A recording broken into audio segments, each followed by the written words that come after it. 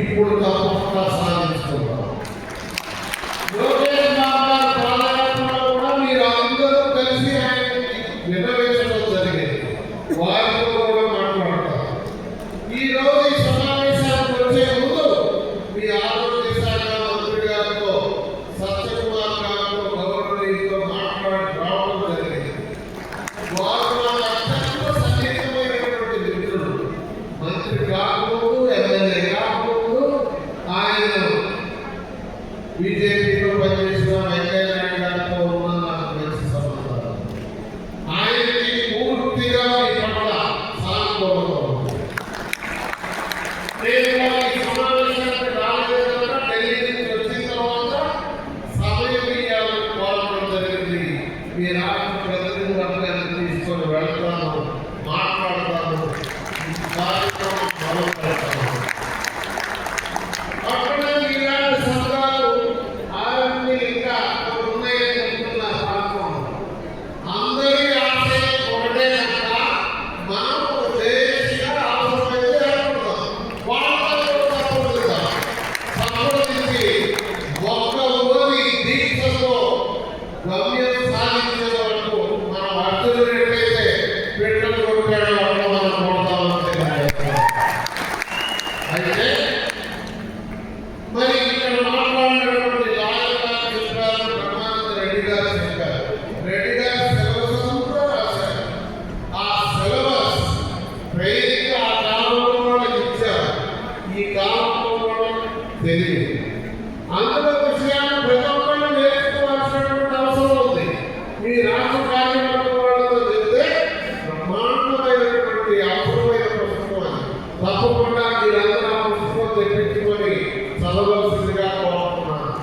ఆ ప్రయత్నం చేసిన బ్రహ్మానంద రెడ్డి గారికి మనస్ఫూర్తిగా అభినందిస్తున్నాను. బ్రహ్మానంద రెడ్డి గారి కాదు, ఎమ్మెల్యే రావు గారు మాట్లాడారు. రావు గారు డాక్టరే కాదు, ఎంబీబీఎస్ లాయర్ కూడా ఉంటారు. ఆయన లాయర్టీ చేసి మీకు సలహాదారుగా రావడం నిజంగా ఆయనకి మీ వ్యవస్థ పట్ల ఎంత అంకితమైన భావం ఉందో తెలియజేస్తున్నాం. ఎంబీబీఎస్ చదివిన డాక్టర్లు ఇప్పుడు వేదిక మూడు. మా రాయపాటి శ్రీనివాస్ గారు, బ్రహ్మానంద రెడ్డి గారు, ఎన్ఎల్ రావు గారు, అలాగే గోవింద రెడ్డి గారు ఉన్న నలుగురు డాక్టర్లు. చూడండి, వాళ్ళకి లేని అభ్యంతరం ఎవరు ఉండాలో చెప్పండి. వాళ్ళకైతే తెలుసు. అంతేకాదు, మీ ప్రసాద్ గారు మాట్లాడుతూ చెప్పారు, మీ అందరూ కలిసి 400 మంది ఎంబీబీఎస్ చదివిస్తున్నారు. మీ పిల్లలకి ఎవరి పిల్లలు చదువుతూనే ఉన్నారు, చాలా మంది పిల్లలు. అట్లా మీ యొక్క బలం వెలకట్టలేదు. రాష్ట్ర వ్యాప్తంగా గ్రామంలో ఉన్నటువంటి వ్యవస్థ కనుక మీరు మీకున్నటువంటి శక్తిని, యుక్తిని, బలాన్ని నమ్రతతో, వినమ్రతతో, పాజిటివ్గా, వినయంగా, లక్ష